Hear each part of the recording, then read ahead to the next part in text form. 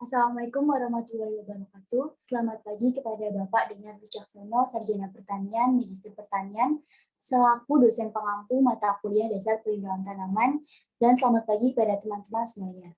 Kami dari kelompok 2 akan mempresentasikan hasil diskusi kami tentang epidemiologi penyakit tumbuhan. Berikut adalah nama anggota dari kelompok 2. Yang pertama ada Linggar Hirmalia Putri dengan NIM 126, Irgi Ahmad Mustaqim NIM 127, Melinda Wijayanti NIM 128, Lela Parawansa NIM 129, dan saya sendiri Salsabila Putri Azahra NIM 130. Kepada pembawa materi, bisa dipersilahkan membawakan materinya masing-masing. Terima kasih atas waktunya. Saya Linggar Hermalia Putri dengan NIM 126 izin menjelaskan materi tentang epidemiologi.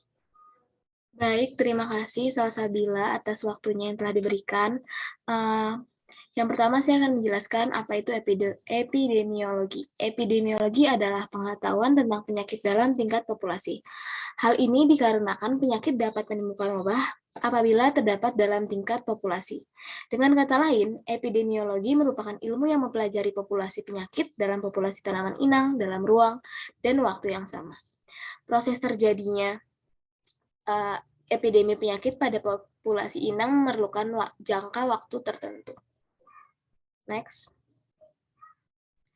Suatu penyebab penyakit telah menyerang suatu pertanaman dan mampu menyebar dan menyerang banyak tanaman dalam populasi suatu areal yang luas dan dalam jangka waktu yang singkat. Maka keadaan ini kita kenal dengan epidemi. Epidemi hanya akan terjadi apabila interaksi antara patogen yang virulen dengan inang yang rentan dan didukung oleh lingkungan yang menguntungkan patogen daripada tanaman. Sebagai ilmu pengetahuan, epidemiologi membawahi teknologi manajemen penyakit.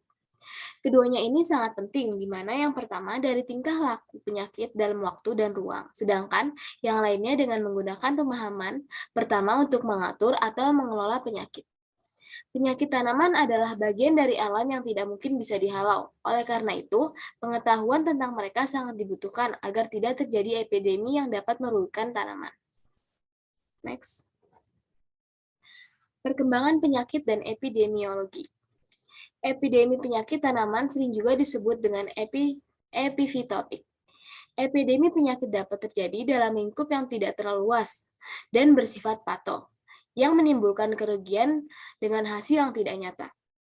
Konsep terjadinya penyakit tanaman melibatkan elemen-elemen seperti tanaman inang yang rentan, patogen yang virulen, kondisi lingkungan yang mendukung, dan elemen aktivitas manusia secara tidak sadar, serta yang terakhir itu ada elemen waktu. Penyebaran dan penularan penyakitnya. Pada penyakit tumbuhan yang infeksius atau penyakit tumbuhan yang dapat menular, ada beberapa rangkaian kejadian yang berurutan, satu dengan yang lainnya. Ada dua rangkaian kejadian yang penting, yaitu siklus hidup patogen dan siklus hidup penyakit. Siklus hidup patogen dimulai dari tumbuh sampai menghasilkan alat reproduksi. Sedangkan siklus penyakit meliputi perubahan-perubahan patogen di dalam tubuh tanaman dan rangkaian perubahan tanaman inang, serta keberadaan patogen tersebut, atau disebut juga sebagai siklus patogen tersebut, di dalamnya dalam rentang waktu tertentu selama masa pertumbuhan tanaman. Kejadian penting dalam siklus penyakit meliputi inokulasi atau disebut juga sebagai penularan, penetrasi atau disebut juga penularan melalui masuknya ke dalam tubuh, infeksi atau pemanfaatan patogen inang, invasi atau perluasan serangan ke jaringan lain, penyebaran ke tempat lain, dan pertahanan patogen. Next. Baik, terima kasih atas waktu yang diberikan. Sebelumnya perkenalkan, nama saya Melinda Wijayanti dengan NIM 128. Izin untuk menyampaikan materi terkait penyebaran dan penularan penyakit. Yang pertama, yaitu ada inokulasi atau penularan. Inokulasi merupakan terjadinya kontak pertama kali antara patogen dengan tanaman. Bagian dari patogen atau patogen yang terbawa agen tertentu yang mengadakan kontak dengan tanaman disebut patogen atau penular. Pada jamur atau cendawan, patogen dapat berupa miselium, spora, atau patogen. Pada bakteri, mikoplasma, dan virus, inokulumnya berupa individu bakteri individu mikroplasma, dan partikel virus itu sendiri. Pada tumbuhan patogen dapat berupa fragmen tumbuhan atau biji dari tumbuhan parasitik tersebut. Pada nematoda, patogen dapat berupa telur, larva, atau nematoda dewasa. Langkah-langkah yang terjadi pada proses inokulasi dimulai dari patogen-patogen sampai ke permukaan tubuh tanaman inang melalui perantaraan angin, air, serangga, dan sebagainya. Spora dan jamur tumbuhan patogen harus berkecambah terlebih dahulu. Inokulasi dapat berhasil apabila beberapa faktor terpenuhi, seperti suhu sesuai dengan kelembapan pada permukaan tanaman, serta inang yang digunakan dalam inang adalah inang yang rentan. Next. Yang selanjutnya yakni penetrasi. Penetrasi merupakan proses masuknya patogen atau bagian dari patogen ke dalam sel, jaringan atau tubuh tanaman inang. Patogen melakukan penetrasi dari permukaan tanaman ke dalam sel, jaringan atau tubuh tanaman melalui 4 macam cara, yaitu yang pertama, secara langsung menembus permukaan tubuh tanaman, melalui lubang-lubang alami, melalui luka, dan melalui perantara atau pembawa patogen. Yang selanjutnya ada infeksi. Infeksi merupakan suatu proses dimulainya patogen memanfaatkan sari makanan dari inang. Proses ini terjadi setelah patogen melakukan kontak dengan sel-sel atau jaringan rentan dan mendapatkan patogen dari sel-sel atau jaringan tersebut. Selama proses infeksi, patogen akan tumbuh dan berkembang di dalam jaringan tanaman. Infeksi yang terjadi pada tanaman inang akan menghasilkan gejala penyakit yang tampak dari luar seperti menguning, berubah bentuk, atau bercak. Next. Yang selanjutnya ada inovasi. Inovasi merupakan tahap pertumbuhan dan perkembangan patogen setelah terjadi infeksi. Individu jamur dan tumbuhan patogen umumnya melakukan invasi pada tanaman dimulai sejak proses infeksi dengan cara tumbuh dalam jaringan tanaman inang. Sehingga tanaman inang selain kehilangan patogen, sel-sel atau jaringan juga rusak karenanya. Kemudian ada penyebaran. Penyebaran patogen berarti proses berpindahnya patogen atau patogen dari sumbernya ke tempat lain. Penyebaran patogen dapat terjadi secara aktif maupun pasif. Penyebaran pasif yang berperan besar dalam menimbulkan penyakit, yaitu dengan perantaraan angin, air, hewan, terutama serangga, dan manusia. Beberapa patogen dapat melakukan penyebaran secara aktif. Misalnya ada nematoda, patogen, dan bakteri motil.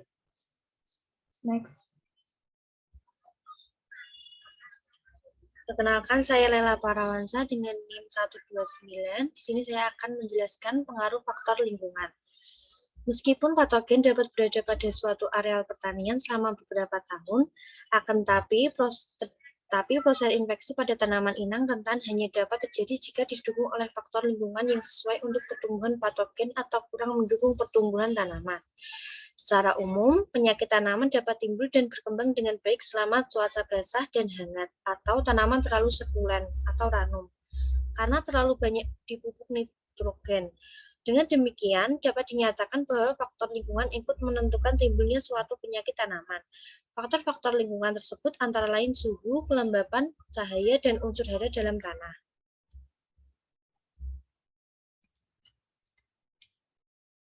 Selanjutnya, diagnosis penyakit tumbuhan. Diagnosis penyakit tumbuhan merupakan suatu kegiatan dalam masalah penyakit yang bertujuan untuk menentukan suatu penyebab penyakit dan jenis patogen yang menyebabkan penyakit tersebut. Langkah pertama dalam diagnosis penyakit tanaman adalah menentukan penyebab penyakit. Apakah disebabkan oleh patogen atau karena faktor lingkungan secara fisik tanaman. Selain itu, harus diperhatikan pula lingkungan inang dan adanya tanda dari patogen itu sendiri pada gejala yang tampak. Langkah dalam tata kerja diagnosis penyakit tanaman sebagai berikut. Yang pertama, identifikasi tanaman inang. Yang kedua, informasi lingkungan tempat tanaman inang tumbuh. Yang ketiga, pengamatan gejala-gejala di lapangan. Yang keempat, kondisi kultur teknis. Yang kelima, pengamatan gejala lanjutan. Perkenalkan, saya Salsabila Putri NIM 130 akan menyampaikan materi penyebaran patogen. Penyebaran patogen berarti proses berpindahnya patogen atau patogen dari sumbernya ke tempat lain. Penyebaran patogen dapat terjadi secara aktif maupun pasif. Penyebaran pasif yang berperan besar dalam menimbulkan penyakit, yaitu dengan perantara angin, air, hewan terutama serangga, dan manusia. Beberapa patogen dapat melakukan penyebaran secara aktif, misalnya nematoda, patogen, dan bakteri motil. Okay, next.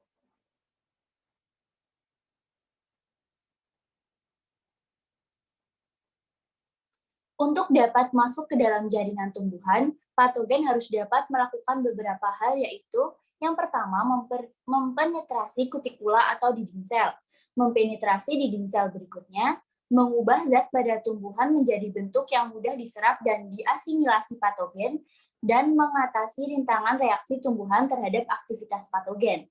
Cara patogen menyerang tumbuhan antara lain dengan tekanan mekanik patogen terhadap jaringan inang dan menggunakan senjata kimia patogen. Baik, karena materi sudah disampaikan, maka masuk ke dalam sesi tanya-jawab atau diskusi. Diskusi akan dibuka pada forum diskusi di Spada. Sekian dari kami, apabila ada salah tutur kata, baik disengaja maupun tidak, kami memohon maaf yang sebesar-besarnya. Wassalamualaikum warahmatullahi wabarakatuh.